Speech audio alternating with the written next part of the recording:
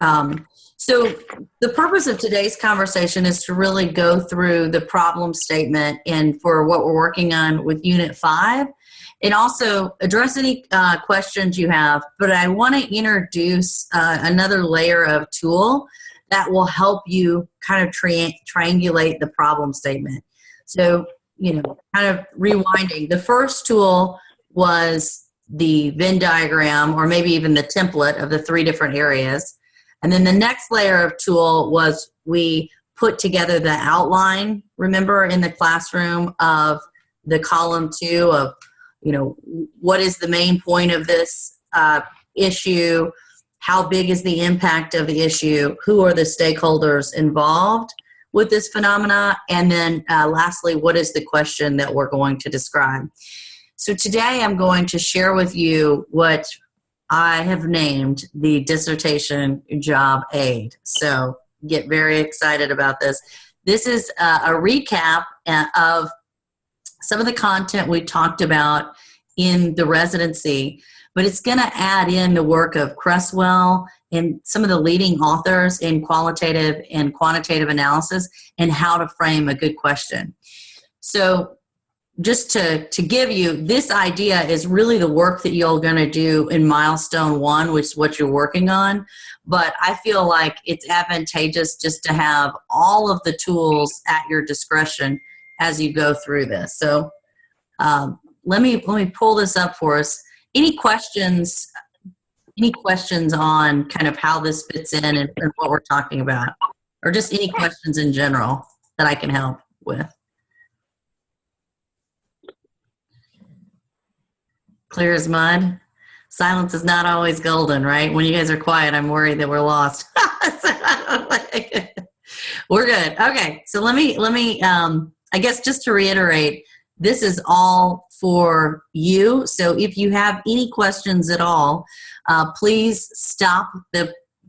I want this to be a conversation, not a formal presentation. So please stop, interject, give us some ideas of how you might think this is applicable.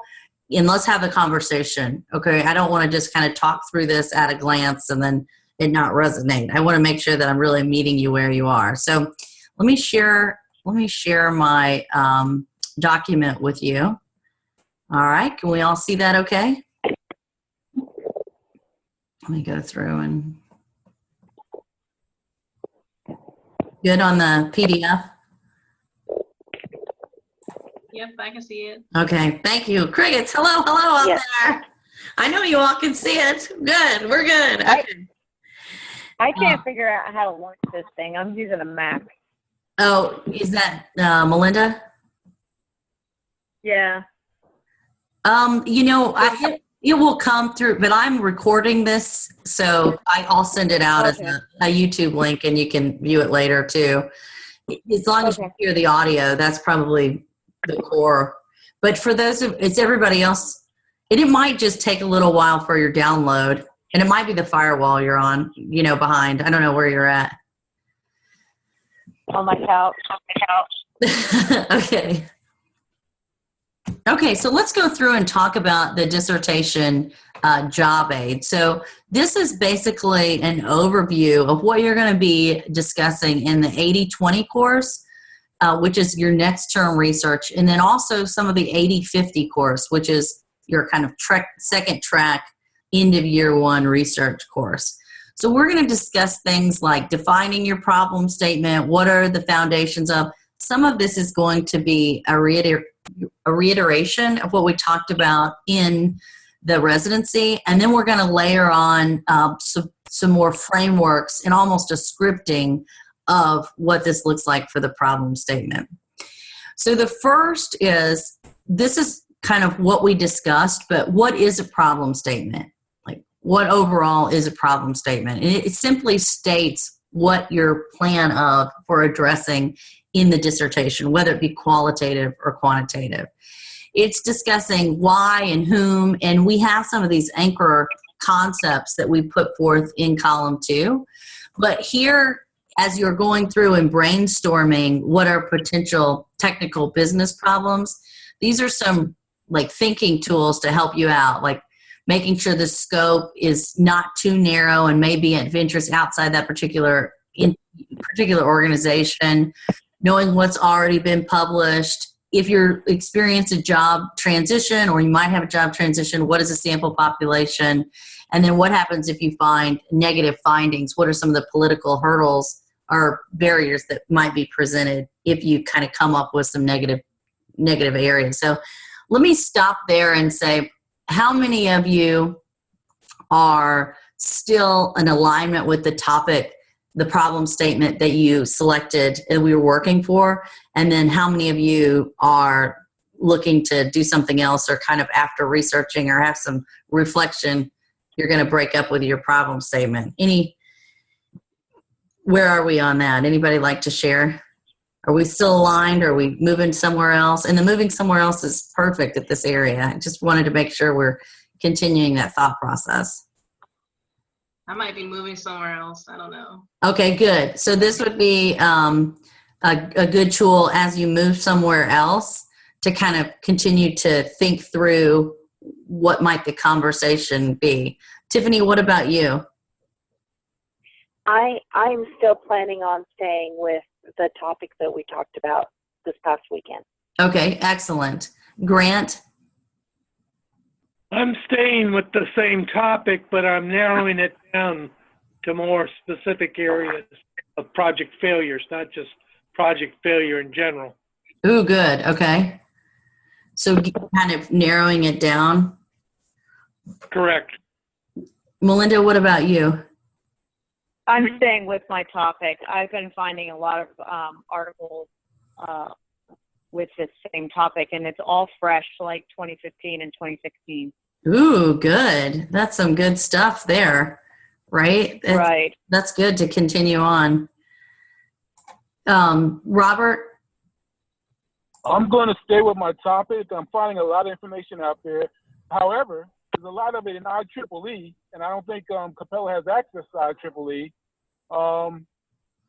I've kind of reworded the problem to focus on the confidentiality and integrity of data, and not really so much the availability.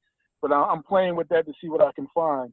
You know, as far as IEEE access, we used to have access to it. I don't know if it's not there, but if you drop an email over to the library support and we don't have it, they can curate it for you, or try to find a avenue to get it.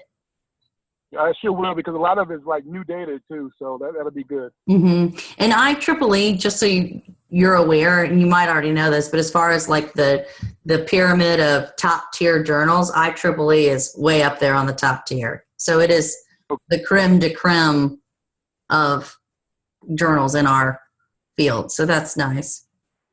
Excellent. Let me ask you this question while we're on that topic. For ISACA journals, it's like a trade magazine. The Information Security Audit, and forgot the acronym actually, but it's ISACA. It's not peer reviewed, but is that, we discussed it before, is that allowed? Is that something I can actually use as a site, or can I just go to the references and use those peer reviews that we use to create that journal? Mm-hmm. Yes, sir. So that's a great question. So ISACA is something that we leverage as a trade journal quite often. So, in the DIT, we are scholar and practitioners, and some of the stuff that you're trying to define is really forecasting trends. And those trade journals often have the most relevant, the most current information. So, yes, you can use the trade journals. Now, be sure you're not like one or the other. You want to blend in the peer-reviewed where you can and support it with trade journals. And then ensure that the trade journals are really a reputable trade journal. So for instance, maybe a hardware or software company would have a white paper or a sales sheet that would talk about their product in a pretty oriented way. That's not what we want to do. We want to use a trade journal. Excuse me, just 1 minute. This is Lois. I need to sign off at this point. So I'll talk to y'all later. Okay, drive safe. Thank you. Drive safe. Thank you. Bye.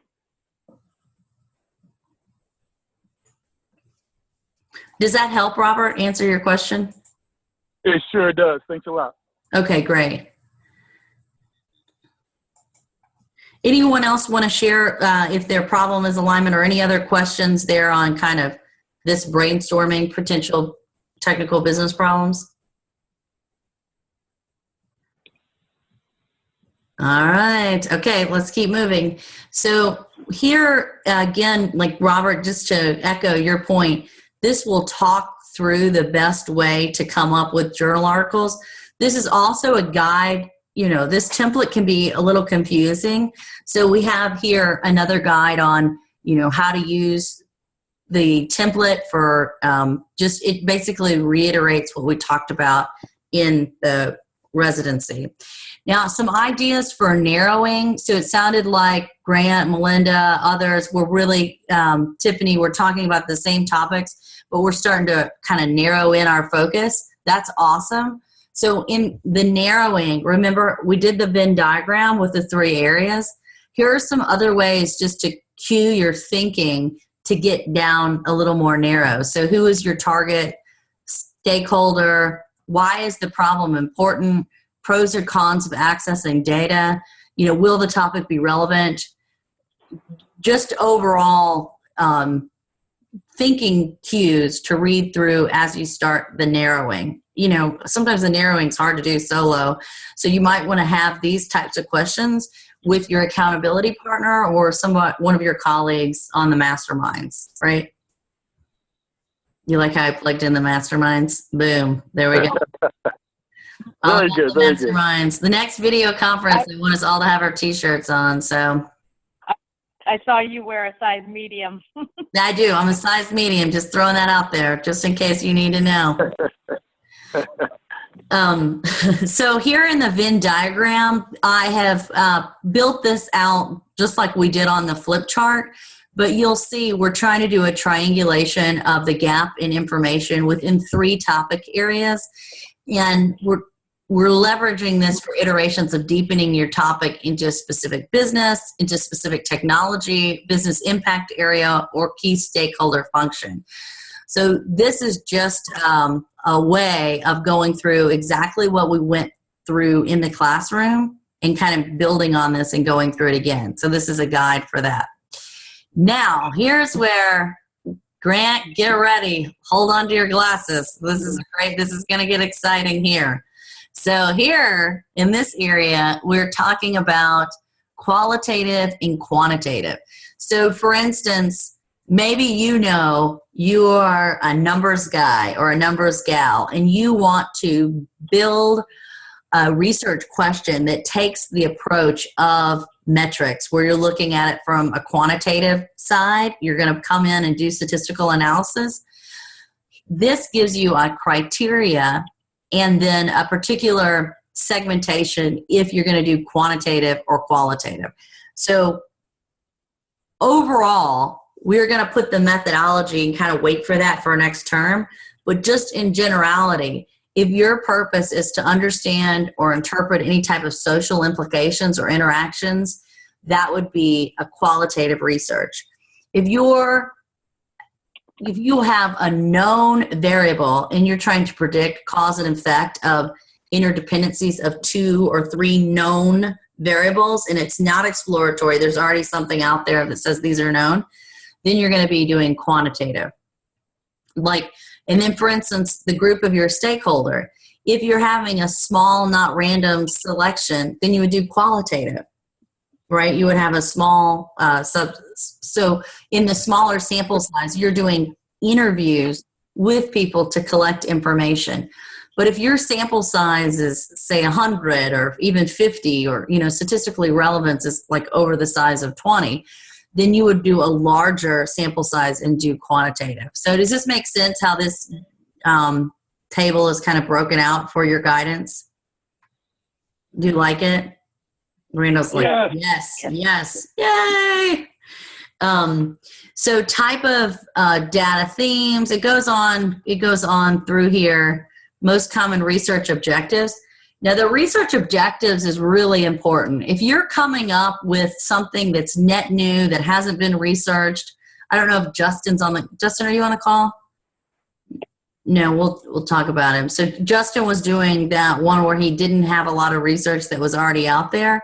So Justin might have something that's qualitative because he's coming up with an exploratory discovery or building a construct of something that's net new.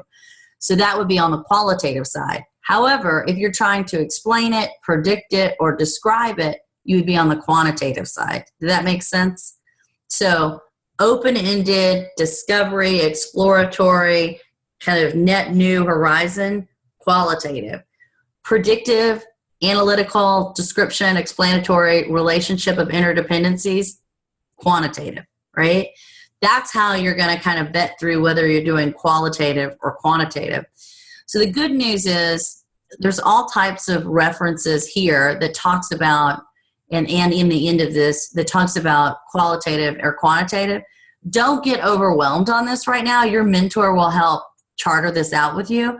Just know that kind of the context of your problem statement of what you're researching may lend itself to qualitative or may lend itself to quantitative, and then also know your strengths. What do you want to do? If you say, I want to do a mixed methods, I want to do both and, I will say, do you want a doctorate degree? Because it takes a long time to do, and it's not really within the jurisdiction of the program because you basically have to write out 2 chapter 3s, and one is preemptive of the other. And it is really heavy lifting, and a good dissertation is a done dissertation. So I would just encourage you to pick one or the other. And your mentor, even if you say you want to do both and, your mentor will guide you to one or the other, right? So just to kind of help your success and viability. Okay. Now, so just kind of off the cuff, knowing the difference between qualitative and quantitative, and I know we're doing iterations on our problem statement. Can we kind of go around the table and say who is going to be doing qualitative? Who might be doing qualitative? Just off of a guess.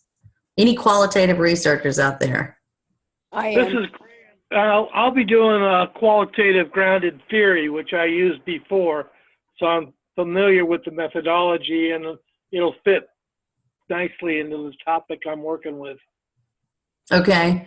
Now we'll have to explore grounded theory. Oftentimes that can be a little viewed as tainted or biased. So we might move it into a case study or a phenomenological study or a narrative.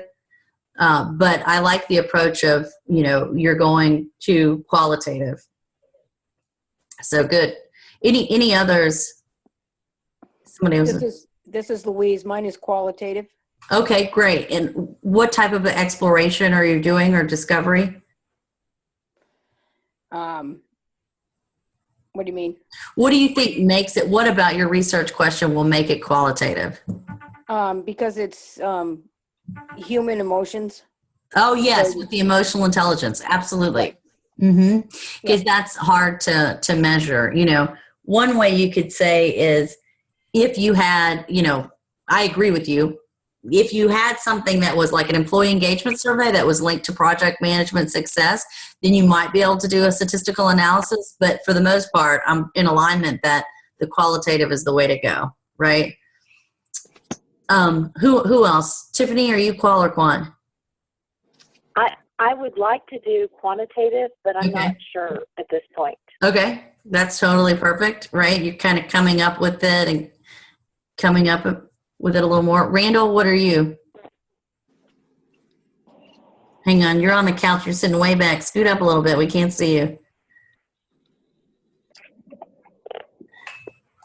Hang on. I think you're on mute or you're... Hold up a 1 finger for qualitative and a 2 for quantitative. Qualitative, there he is. Okay, good. Good. It's like you're watching a movie back there, like all stretched out, ready to go. Let us entertain you. All right, who else have we not heard from? This is Robert. I'm focusing on qualitative. Go ahead, Robert. Oh yeah, I'm focusing on qualitative. Okay. What about your question, your research question lends itself to qualitative? I want to identify any modifications that are needed for current control frameworks because of the introduction of Internet of Things.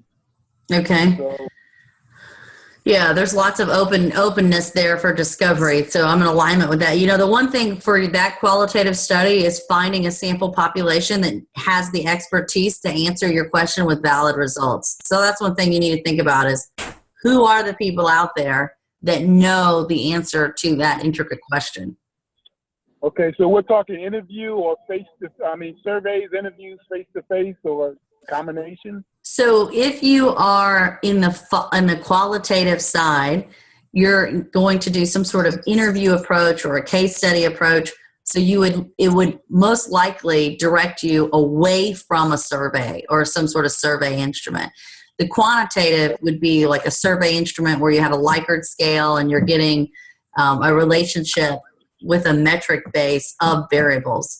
The qualitative you could set up where you maybe have a particular case and you're doing interviews, even 10 interviews, and getting the information from those interviews and then coding them for themes.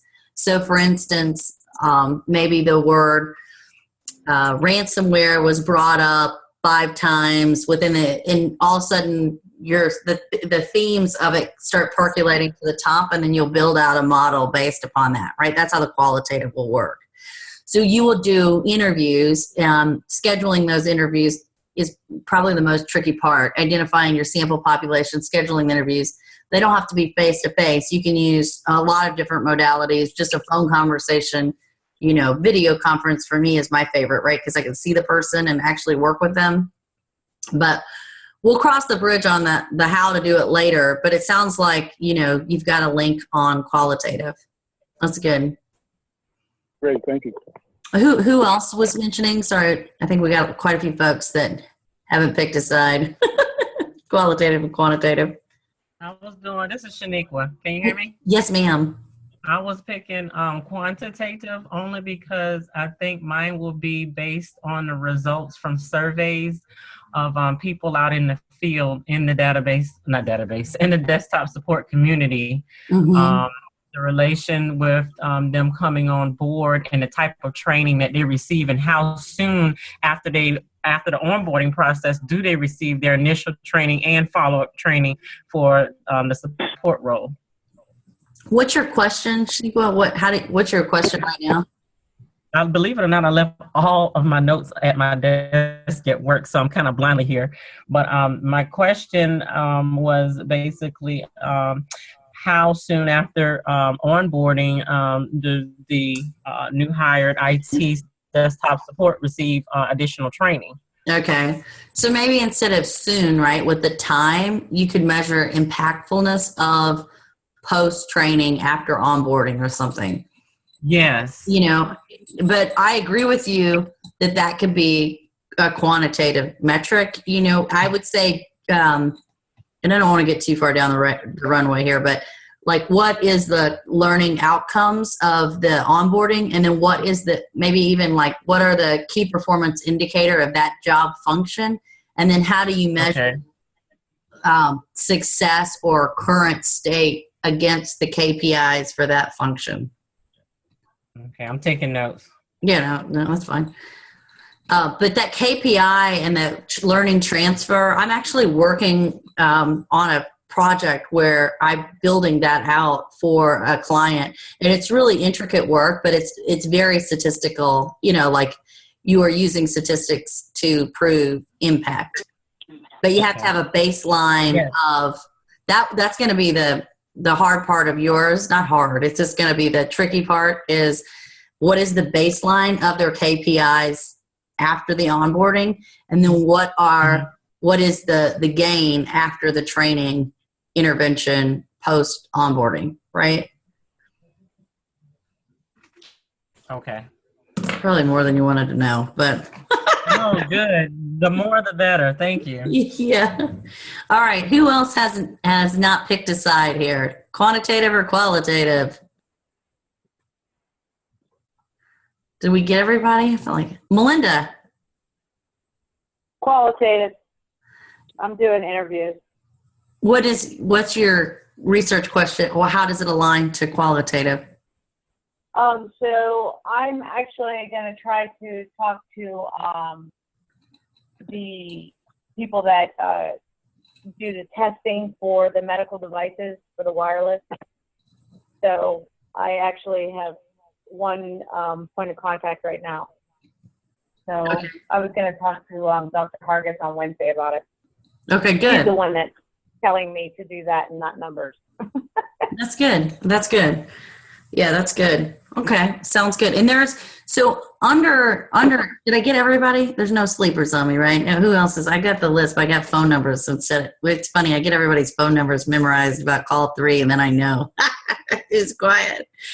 But basically under each qualitative or quantitative research methodology, there are a variety of research instruments or approaches that you can take. So qualitative is just kind of the umbrella, and then within it, to Grant's point, right, there are lots of different ways that you can conduct qualitative and quantitative research that you will be learning in upcoming courses. So right now, if you think my question lends itself to one or the other, or my comfort zone is in one or the other, that will help direct it. But overall, you're going to be getting a lot more resources and citations there. So let's go through and say, so we have a large contingent of qualitative, right? So I want to go through and talk about what are the elements of a strong qualitative technical business problem. The first is it contains a good central phenomena. So when we're talking about that main point, remember in column 2, what is it all about? That's the central point. It's going to talk about who are the participants. So Melinda, your example, you talked about the testers for electronic medical devices and so on. So think about the participants in exactly who they are, what work they contribute to, what competencies they consist of, and what makes them an expert in that area. So for instance, Tiffany, with your topic, you might not want to interview Dr. Yates because I might not have any relevant information in what you're talking about. I've never worked in that area, right? So you would credential me out of your sample population by describing what credentials those participants have. Does that make sense to everyone? You good? That makes sense. Okay, great. Then the research site. So like Melinda, for your example, you already talked about the setting of healthcare. Now we might want to drill it down even further, talk about healthcare within a certain region or within a certain city or within a certain part of the world, right? So we're going to say what industry, where is it happening? And we already have that. Remember, we already built that in our column 2, or we're starting around where is this event occurring? Where is the problem occurring? And then lastly, number 4, include language to draw around qualitative inquiry. That means how we're having an openness where we're asking the question versus answering it. Really asking the question versus answering it. And this is a recap of some of the things that we spoke about at the residency, but use words such as purpose, intent, objectives. We're going to use action verbs to describe, understand, examine, right? We're going to talk about non-directional language. So the idea of bias, who was it? I forgot. One of the final presentation had our classmate was really deep in the content area. Remember, and she was using words like we need to do this, or we should do this, or our goal should be. So that is directional language that would lead the reader to indicate that they have some sort of bias. So being a subject matter expert that we all are, we just have to ensure that we're using a neutral tone and we're putting the problem up to investigate. So preparation readings here is a Cresswell book. You're going to get this for your next class, but feel free to get it at the library if you want to work ahead. Now, here is Grant, get ready. If you've done this before, this is $1 million Dr. Yates sauce right here. This is really good, okay? So instead of going through and thinking about how this all blends together, Dr. Yates has written you an actual formula of how to build a qualitative research model. So the purpose of this blank, fill it in, right? Study is to blank, the phenomena of the study, right? This is what your column 2, when you get done with it at the end of milestone 1, this is what it's going to read. At this stage of the research, whatever the central phenomena is, will generate as defined blank. Okay. The heavens should be opening for you. Do you feel the heavens opening? What we're doing here is comparing approach of the study to the word of your sample population to who you're going to do it. So for instance, if the purpose of this, so say we want to do a narrative study, boom, narrative study is to understand, okay?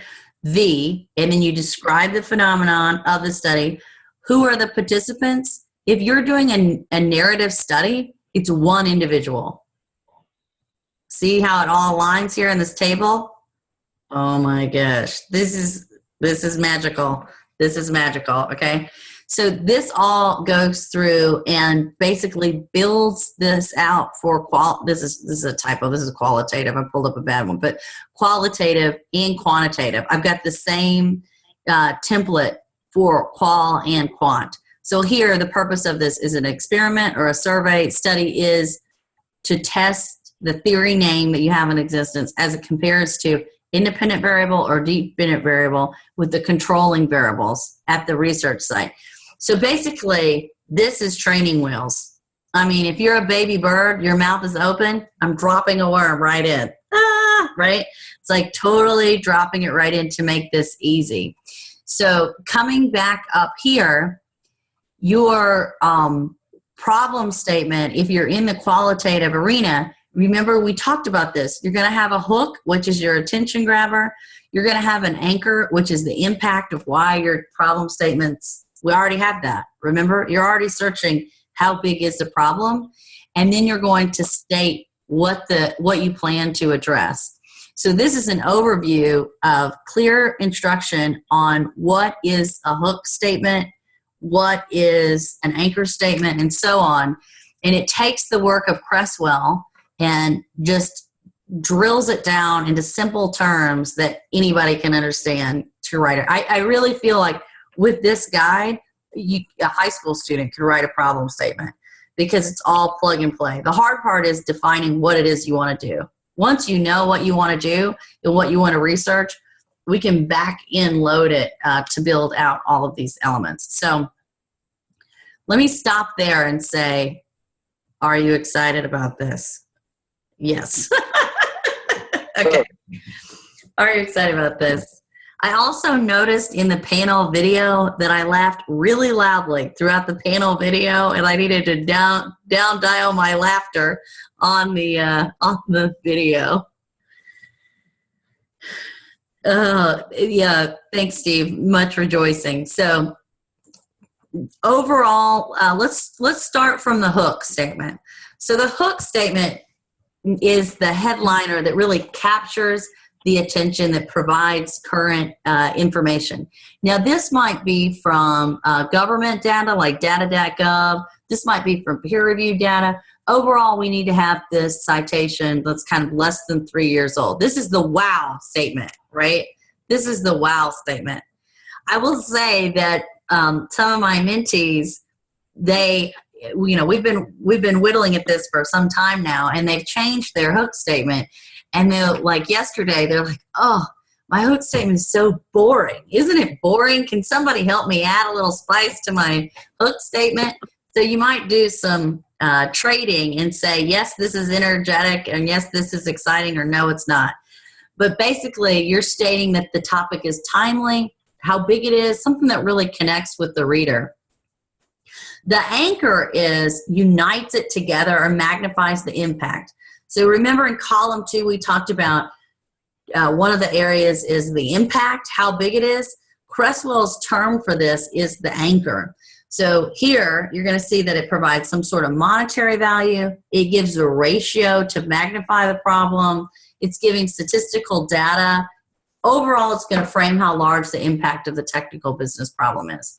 So let me stop there and go back to the hook and say, out of our team of masterminds, does anybody have a good hook that they're thinking of? Or do you have any questions on what a hook is?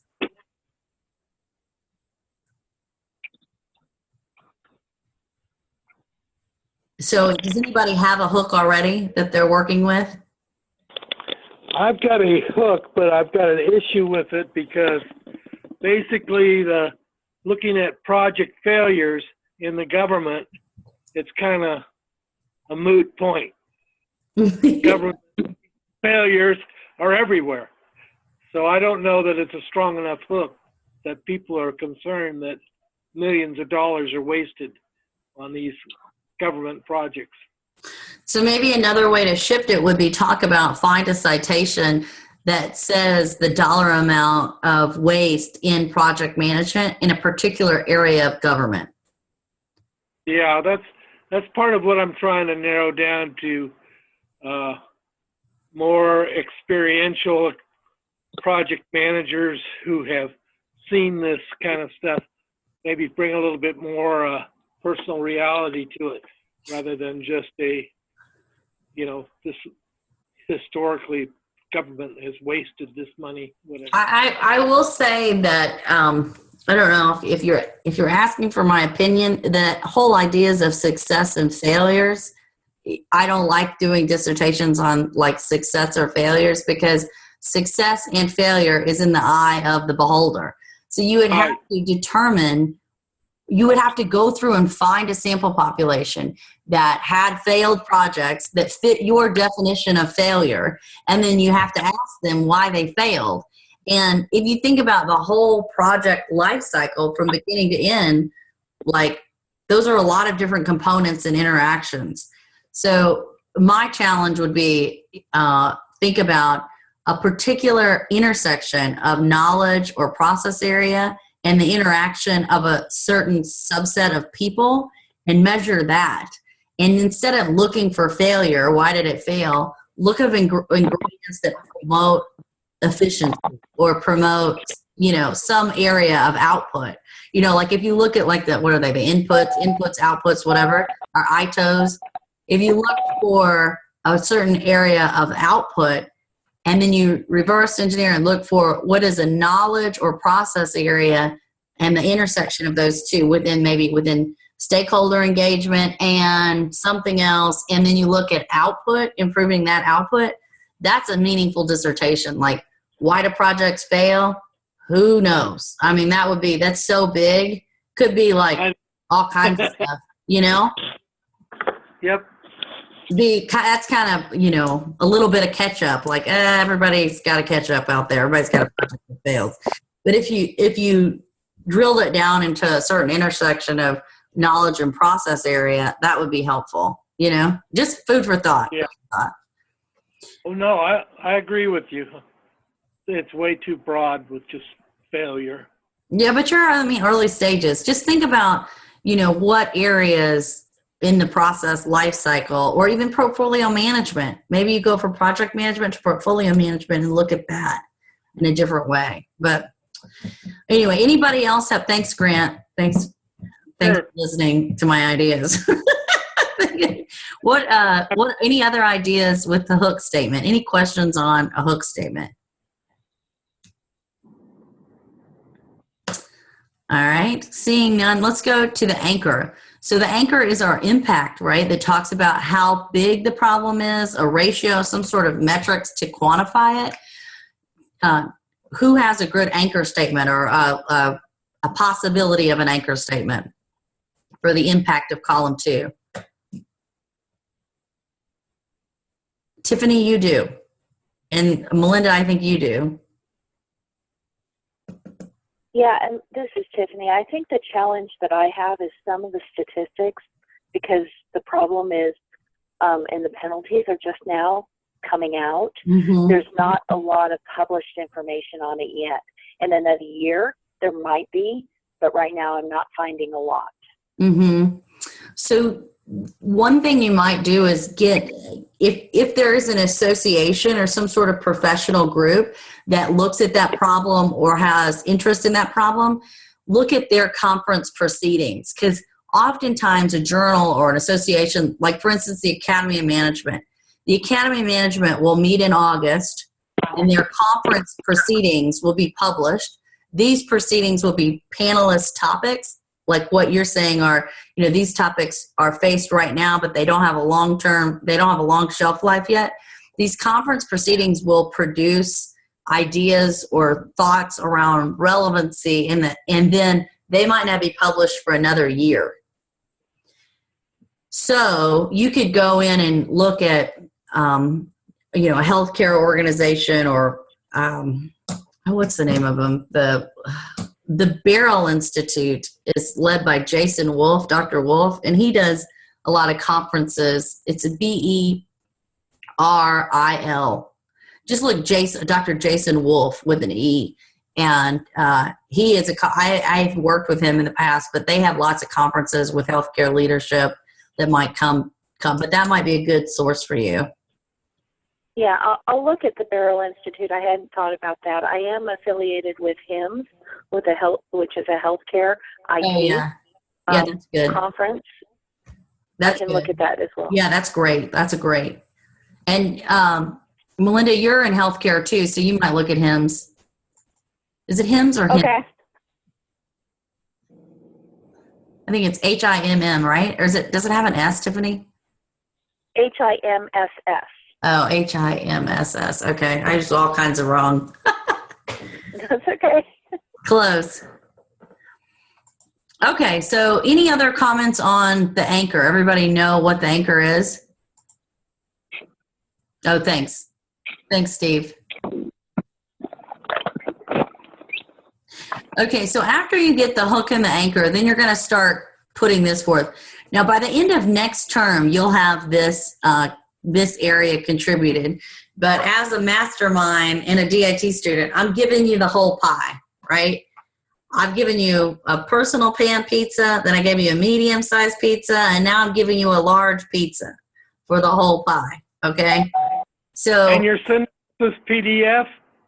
for $1, for an extra $1. Yeah. For an extra $1, you'll send the PDF. For an extra $1. No, I'm just saying, I'll send you the PDF for sure. I just wanted to talk through it with you before I dispatched it. Here it is for quantitative.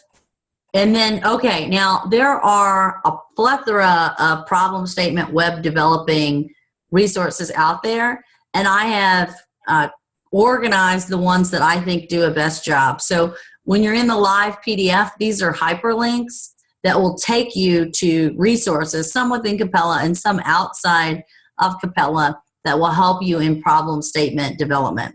I think I had one learner tell me, Dr. Yates, you told me that 3 times, and I didn't get it till I watched this silly YouTube video on how to write a conceptual framework. And they told me the same thing you said. It just took time to hear it from a different source.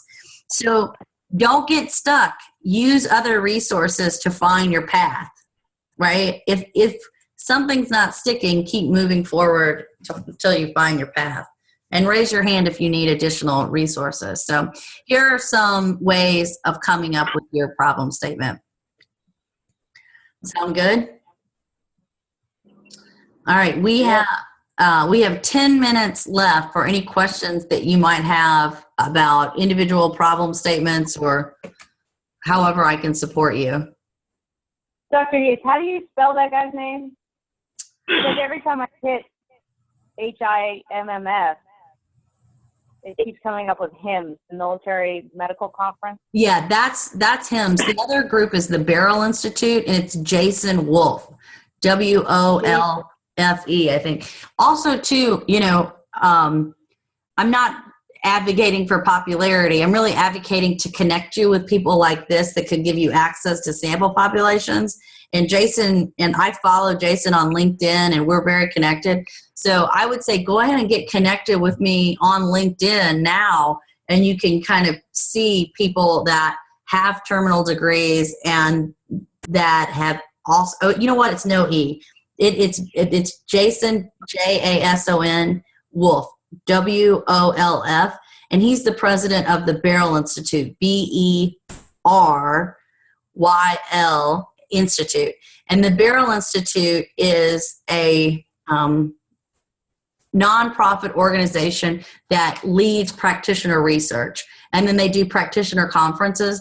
But I guarantee you they're going to be head of healthcare publication, healthcare leadership, healthcare IT stuff than other publications out there, because they're administrators within hospitals doing live scholars. They're a scholar practitioner model.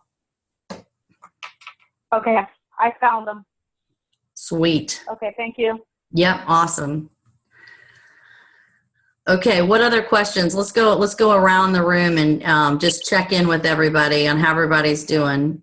Who wants to start? Just kind of give me a pulse check on how it's going since residency. Steve. This is Robert. I'm a lot more comfortable with the library now. I'm finding a lot of materials. Oh, good. Explain to me about, IEEE, so I'll reach out to the library and see what I can do about that. All in all, it's going. I'm not in a dark alley anymore. Okay, so it's all good. Good. I'm glad you're out of a dark alley. That's really good. And, I would say to add to your library resources, Robert, if you have the paper for Dr. Babb, and this is to everyone, go ahead and submit it to Smart Thinking. So you get accustomed with the resources that are available, and then you also catch any grammar or APA issues. Okay. Smart Thinking is a nice tool to use. I mean, your tuition are paying for these resources, so let's use them in all the ways we possibly can, Okay. But thank you for the update. That's great. I'm glad you're in the light. In the light. All right, who wants to go next?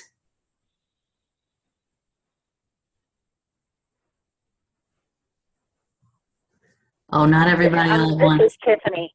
Yeah, Okay. I'll go. I'm doing well. I think the one thing that I am having difficulty in finding a lot of resources for my topic. Mm-hmm. So I was wondering, is there an idea of the number of resources we need for our literature review? Mm-hmm. So that's a very nice question. So there is no target number for chapter 2, I need to have X amount of resources. I can tell you in your concentration classes, in the research classes, you're going to be layering on annotated bibliographies and different citations to support you. And as a rule of thumb, your 3 years from now, so fast forward 3 years from now, your dissertation will have over 100 citations, right? So if you are coming up against a wall, though, right now, because your topic is emerging, I would schedule time with the librarian and talk through the quadrants of A, B, and C for your Venn diagram and have them help you hunt. Okay. Yeah. And instead of putting pressure, don't put pressure on yourself of, I need 30 citations for my problem statement. Put the pressure on, I need to find a hook, I need to find an anchor, quality versus quantity at this point. Thank you. Yeah, the quality will come, or the quantity, the mass amount of citations will come over time. Right now, it's just important to be able to sift through, this is relevant and this is not. Does that help, Tiffany? Okay, good. Yes, that does. Okay, awesome. Who else? Randa, we can't hear you. We can see you. Let me see if I can unmute you. All right, talk now. Can I hear you? Hello? Yes, now we can hear you. Oh, man, that's all right. I didn't have nothing to say. Okay, go ahead. How are you doing? I need a status update. As far as me, Yep. oh, I'm doing okay. I haven't done that much research on my topic yet because I'm trying to do it this weekend, being I was trying to get all my assignments out the way. So that's where I'm at. Okay, good. Well, get on it. Don't no procrastination, because this week goes, so next week, this week is week 4 and it's almost done. And next week your problem statement's due. So, try to do a little lift every day on your problem statement just to get in the routine of being part of that, any way you can.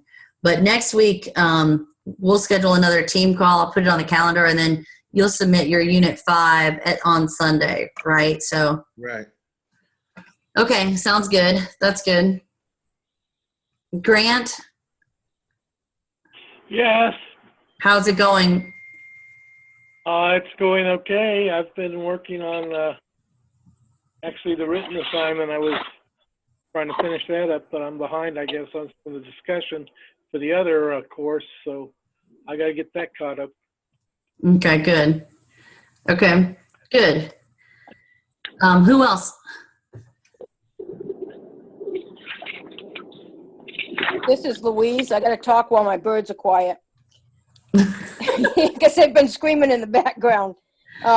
Slow and steady wins the race is kind of where I'm at right now. Okay. I'm just, trying to put a little bit of time in each day and, just keep plugging. That's great. Yeah, just one little step at a time, learning how to do it, one step at a time. That's the right attitude, right? It's not a sprint, it's a marathon. So just pace yourself and keep going, and raise your hand if you need anything, because we're here to help you. All right. Thank you. Sounds good. Next time you'll need to do video conference so we can see the birds. Okay, I'll keep that in mind. We need to see the birds. All right. Who else? Steve, did you go yet?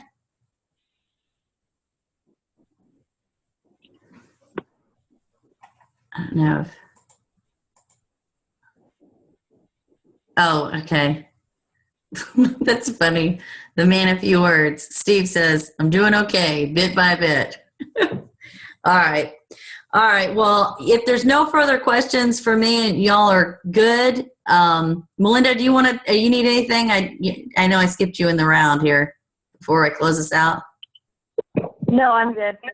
Okay.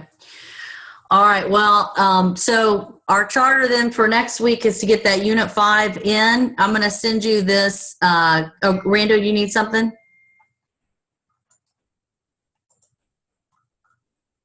Hang on, you're back on mute. Yeah, now I can hear you. Oh, no, I can't hear you. Talk now. Hang on, for some reason I can't hear you. You're going in and out. You're unmuted because I can control your mute over on my side. Do you mind just adding your question into the instant message? I'll make sure we'll get it.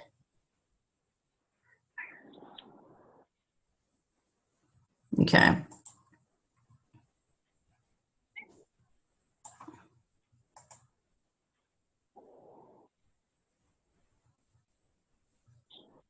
Shaniqua, I didn't even respond to you. Sorry, I forgot. Are you okay? Do you need anything? Okay. You guys are being quiet. Hello, can you hear me now? Yeah, I can hear you now. Okay, yeah, I'm good. I was just telling you, thank you for the notes. It gave me some more insight on what to do more research on. Yeah, absolutely. And if I'm sorry I had to put you on mute because I was cooking dinner at the same time. No, that's okay. Yeah, if you get into the notes in the Dissertation Job Aid and you need to, talk through it or let me know, or you need any extra help, let me know. Thank you, because it sounds better. The more I talk about it, verbalize it, the better it makes even sense to me. Yeah, and I would say, encourage yourself to think about those feasibility questions on narrowing in the job aid as you go through and talk about it, and then find your accountability partner in the class. That's another mastermind that you can talk through. Yes, thank you so much. Good. Rena, you talk about, I need to look at some more dissertations to make sure I can build off my question. That's a good idea. Looking at the dissertations that are out there for future research, that's a great idea. Just make sure those dissertations are, they're a little older, right? So the articles are going to be newer. So the dissertations, by the time just like you, by the time you kind of set out, this is my North Star, it's 3 years until it's published. So, but I think it's a great idea, especially if we're looking at research methodology and approach, that can also be helpful to look at other dissertations. So, all right, sounds good. I will send you the URL as well to the faculty panel. I recorded that, and we have access to that. So I'll post it in the classroom. And then my last public service announcement is in the classroom, there's a survey about the residency.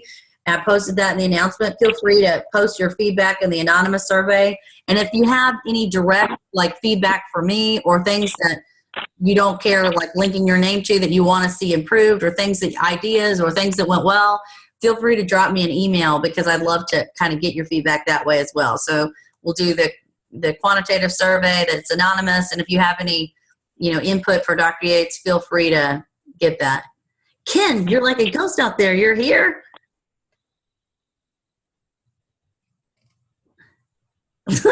Yes. Well, if you want to abandon your topic, or you need to research with it and you need to talk through that, just let us know, right? We're here to help. And even if you submit for Unit 5 and you get through that and then you're like, this is not for me and I want to abandon ship, that's fine too. We just need to lock in before next term. So, okay. All right. Well, I appreciate everyone's time. I don't want to keep you. Thank you for joining today. I'm glad we switched to the 6 o'clock hour to accommodate everyone's work schedules today. I will post an announcement for our next time slot. If a time works best for you, just let me know. I'll try to accommodate. But other than that, we'll talk next week, and I'll see you in the discussion boards. Sound good? Yes, thank you. All right. Have a good day, everybody. I want T-shirts with masterminds next time. Bye. T-shirts. All right. Have a good day. Good night, Shaniqua. All right. Good night. Bye.